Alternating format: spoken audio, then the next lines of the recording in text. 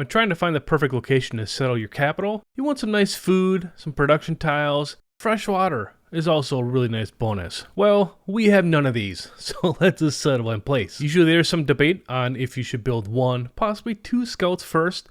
Should you be greedy and go for a settler, or defend yourself with another warrior? For the start, there is no debate. You need to go to shipbuilding so you can embark your units and press end turn over and over again. Turn 9 and things are already looking rough. Barbarians are at our doorstep, and the next turn I was a bit relieved when they went away. But then they came back. And oh, wait a second.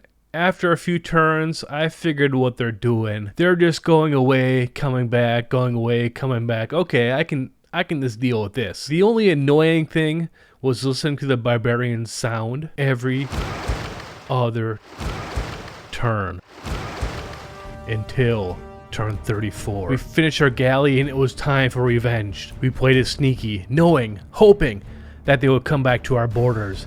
Then we heard that sweet, sweet sound. Yes, time to give you the boom boom. We attacked. Then they ran away, those chickens. Thinking that they would come back, we held our place and healed up. But no, they did not come back for once. It was time to hunt those barbarians down. We slowly moved out of our homelands quickly to realize that the world is not completely covered in ice. Moving east, we found 2 of them. It's an ambush. The following turn, only one of them attacked our unit. Not taking any chances, we went home to the ice. Ford's all we've ever known and healed up to wait for reinforcements. The time came. We moved out even slower than before, cautious, delicate. For these barbarians were a tricky bunch. Spotted one all by their lonesome and moved in, sunk their galley. Another barbarian spotted us, moved in, and attacked. We pulled off some elite maneuvers, flanked them, and struck back. One of our galleys got a promotion, while the other had to go back and heal. The barbarian quickly retreated to the northeast as we pursued it. The next turn, a dark age, fitting, for we just got ambushed once again. Well played, Sid Meier. Well played. We took out the unit to the north, and another galley showed up the next turn. This galley was surely done for, but we didn't go down without a fight and took down the other galley to the south before sinking on top of their wooden remains on the bottom of the ocean the following turn. Our first galley healed up a bit and then started escorting our warrior to the east. We got a quick glimpse of another full-strength galley, but they quickly retreated upon seeing our superior ship. We moved further east, only they have them ambush us again and destroy our second galley. What is going on? Contemplating life and our situation, it is turn 53, and we literally only have the one warrior unit that we spawned with. We moved them back a little bit, then proceeded to buy a galley from the Barbarian clan. Is this what they wanted the whole time? What kind of racket is going on here? The newly acquired galley protected our warrior. The barbarians were ruthless, attacked us again. It seems like they wanted us to buy another galley from them. We saw a quadrime to the north, but moved east with our warrior to make a run for it. The quadrime attacked it once, but we made landfall the next turn, saved at last. Well, the barbarians were not happy since they attacked our warrior on land and almost killed it. Oh man, they are ruthless. Now, we are safe, I hope. But first, it is time for this segment, Otters at War. That's right, in addition to performing elite moves standing the test of time, leaders in civilization love to have YouTube channels promoting their favorite hobbies. This week, we are in a subscriber count battle with the channel Gilgamesh Cooks Crepes. Just look at that stupid hat. Now we are so close overtaking him with subscribers, so please help us destroy him. Now that we made landfall, the tide seemed to turn. A barbarian galley blockaded our capital. We healed up, finished our settler, and slightly bumped into the barbarian, signaling that we want out. The barbarian backed off, we moved out, and the next turn they just sat by us to inspect our cargo. Taking advantage of this opportunity, we moved east to see a few more barbarian units. But galley near our capital just moved back to blockade our capital, and the quadrime just moved along the coast. They seemed to ignore our units all of a sudden. We moved east, attacked, and skirted by their blockade. Our lone warrior did an excellent job of scouting these lands without ice, without snow, without freezing cold temperatures.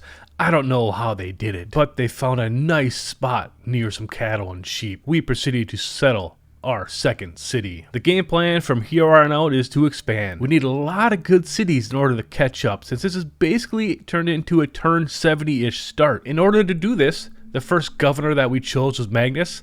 Immediately gave him the provision promotion since we cannot afford to lose any population when we build a settler. Bought a builder, started to work on a slinger, and gave Magnus the surplus logistics promotions a few turns later. Turn 75, we hit 2 population in Charleston, and the next turn Magnus was established, colonization card was in place, and we chopped the settler. Spain came by to say hello with a missionary, how fitting. They only have 66 science per turn. No big deal. Then those pesky barbarians went back to their old ways.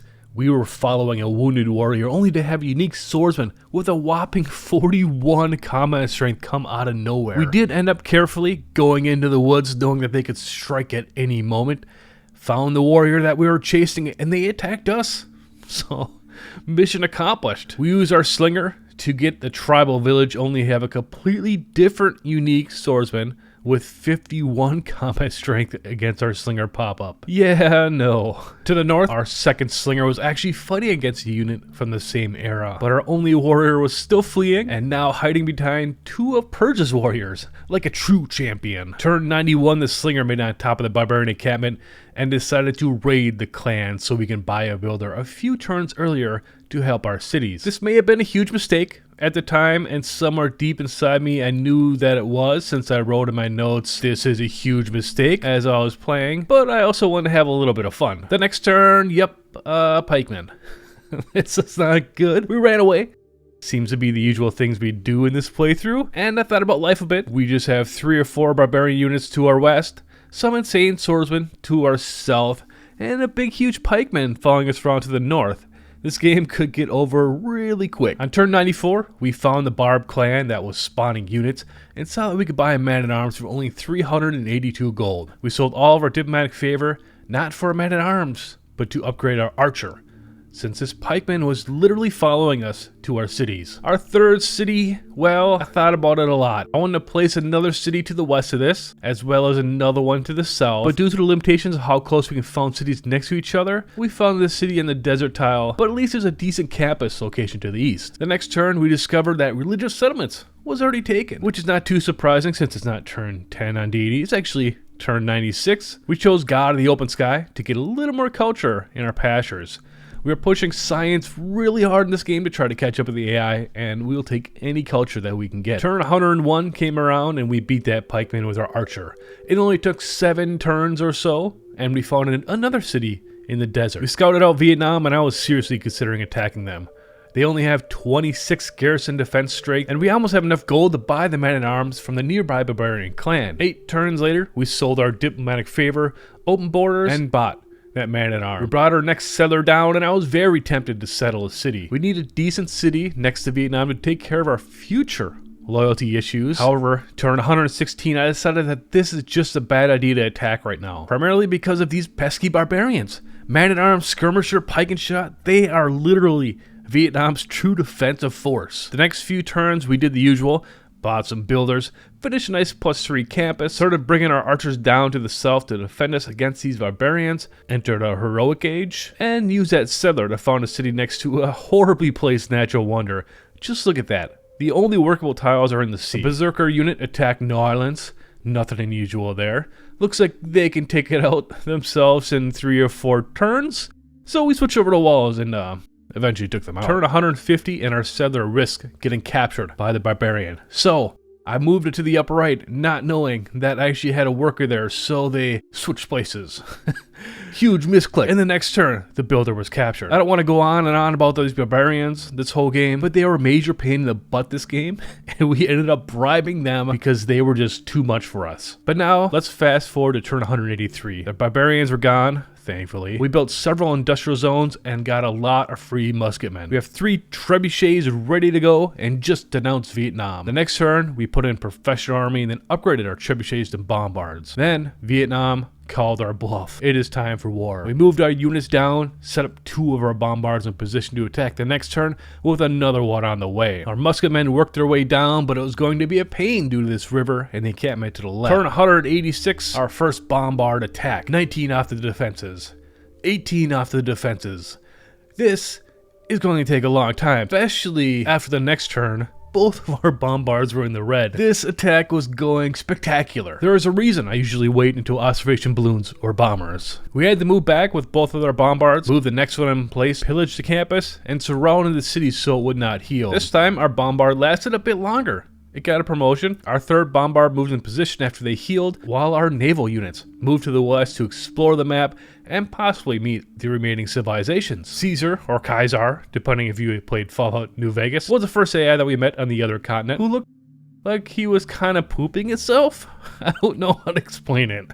But let's just take a look at how he's doing. Oh, only one city? Oh goodness. Maybe that's why. Maybe that's why he's pooping himself. But that only means he has 2 cities. And 49 science? We're actually ahead of him?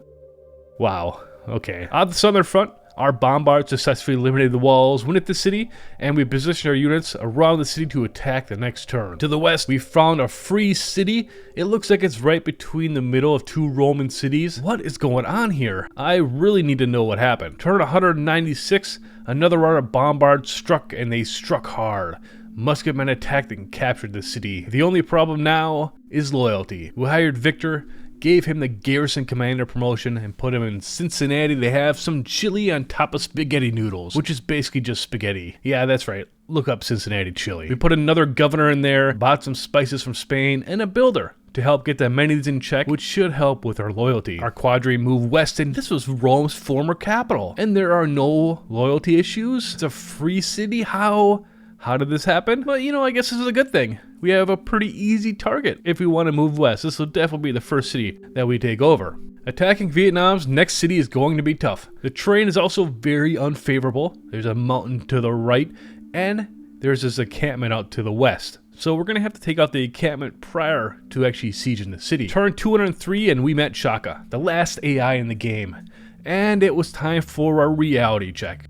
We have 90 science per turn. Shaka has over double that at 189. Spain has 212. And looking at Shaka's capital, they have 99 garrison defense strength. We are still stuck here with a city that is losing loyalty, still attacking Vietnam's encampment. We started assembling another army to attack purchased cities to the east, but they have line infantry corps.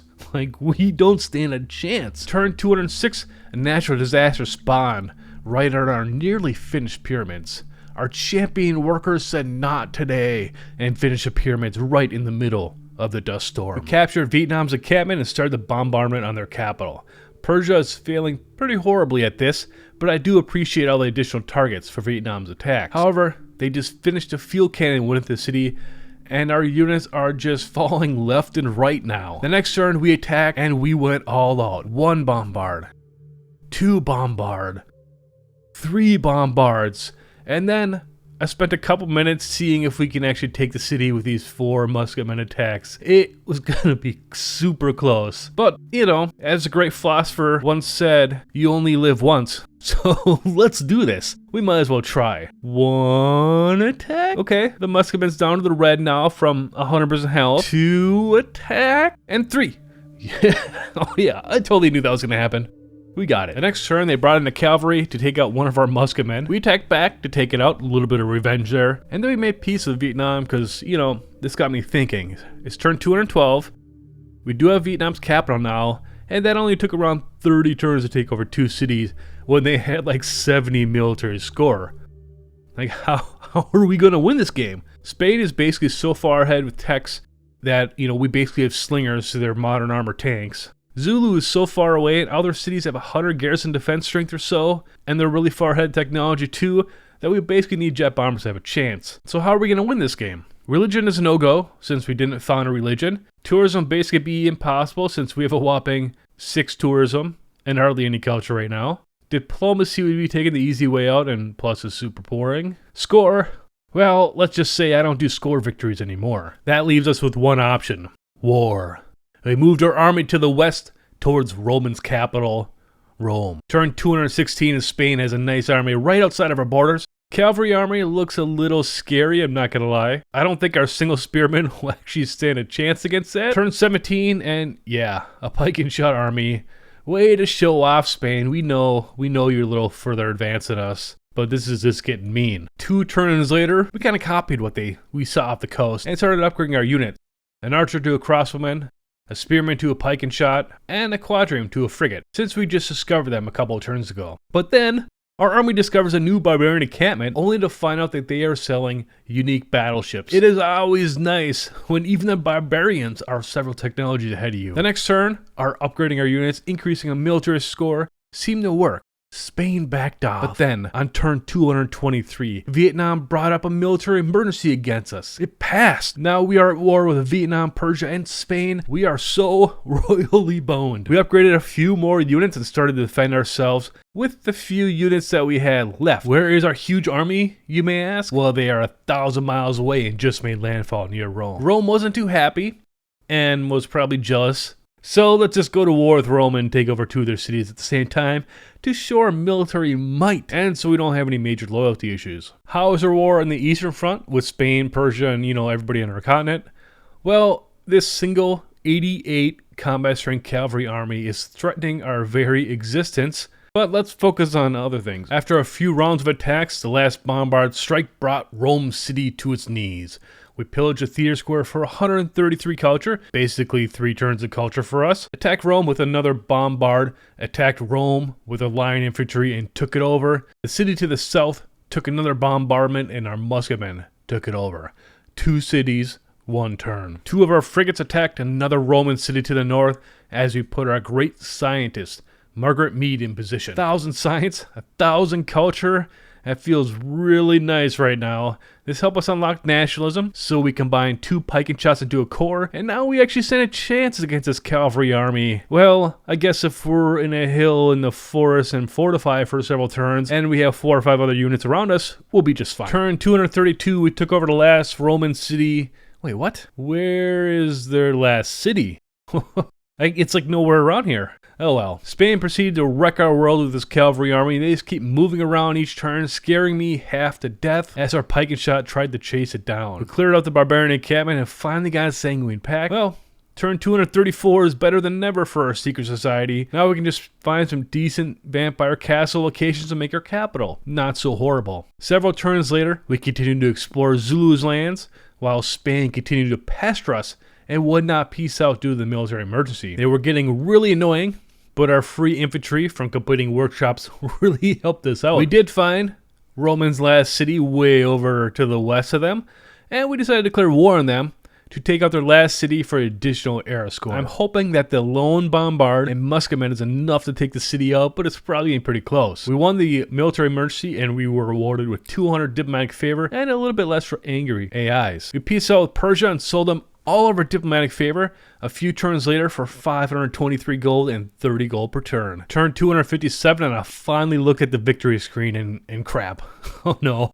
Look at that. Spain and Zulu are starting the space race. And we don't even know what radio, electricity, chemistry, or a bunch of these other techs to the right actually are. How are we even going to win? Things are going to get dicey? Do you think I can even win? For me, I have no doubt. Look at this nice spot for a vampire castle. 25 production, 2 culture, 14 food. This goes straight to our capital who only had 3 production and 5 food per turn. That is crazy. It turned out that 1 bombard and a musketman was enough to take out the Roman Empire, as it did not stand the test of time, and we secured a golden age for the next era. We only have 1 source of aluminum near our borders, which pretty much rules out going for jet bombers. Time to find another way to win the game. We then pieced out with Spain by paying them 13 gold per turn. However, we turned around to sell them a lot of luxuries for 618 gold, but we have another problem, and that is Persia. They are at 17 out of 20 diplomatic victory points. Out of all this hard work, starting on a frozen island in the middle of nowhere, Persia's just gonna swoop in and take the victory from us? I don't think so. Even Shotgun Spain started their second space race victory condition. Oh man. We won the race for Carl Sagan, who will grant us 3,000 production towards the space race project. Was this my plan all along with the pyramids and stuff? But We took over another one of Vietnam's cities. It was so much easier with artillery and observation balloons. However, like clockwork, Vietnam complained to their parents, so now we're at war with Persia, Spain, and Vietnam all over again. Something history rhymes, but you know it doesn't rhyme? A huge freaking giant death robot. I love Golden Ages, and unlike the game last year, we're stuck in the island surrounded by mountains. This giant death robot can actually leave our capital. Just when we got our giant death robot in position, Spain comes in to ruin our day. This time, it was not just some horses, my friend. It was a huge freaking giant death robot.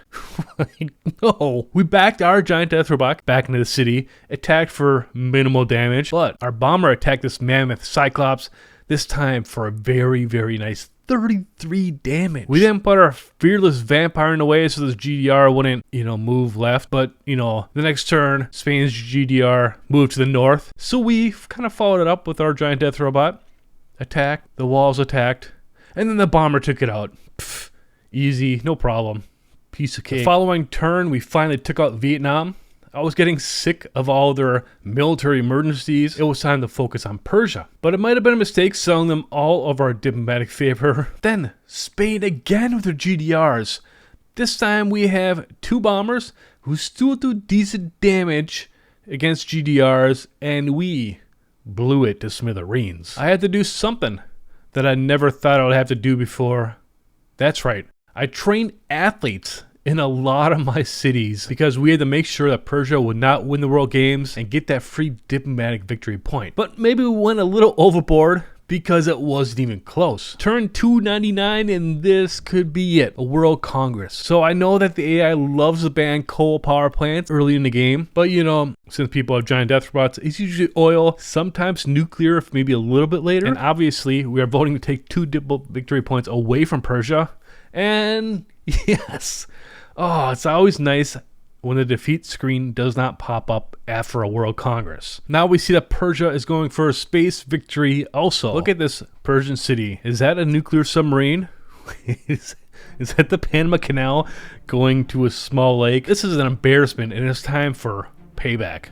And we took our first city from Persia. But now things get hectic. Are you ready for this? 2 turns later, we lost our giant death robot to a Persian jet fighter. Spain brought 2 more giant death robots to the city's south, and we brought our bombers to the front lines to help out. A few turns later, Spain brought them into our lands, and our 3 jet bombers dealt with them pretty easily. Shaka started the next section of the space race as we bought Werner von Braun with all of our faith. Persia's cities fell like a house of cards. Their massive army of cultists didn't stand a chance against our jet bombers. Our capital reached 10 population, even exceeding the housing limit due to our crazy vampire castle. Turn 313 and it is on. We launched the Earth satellite and joined the space race. Several turns later we launched the moon landing, and now we're catching up with the AI. We peaced out with Persia since I was getting sick of the micromanagement and destroying them. Sold all of our diplomatic favor to Spain. Why did I sell a diplo favor?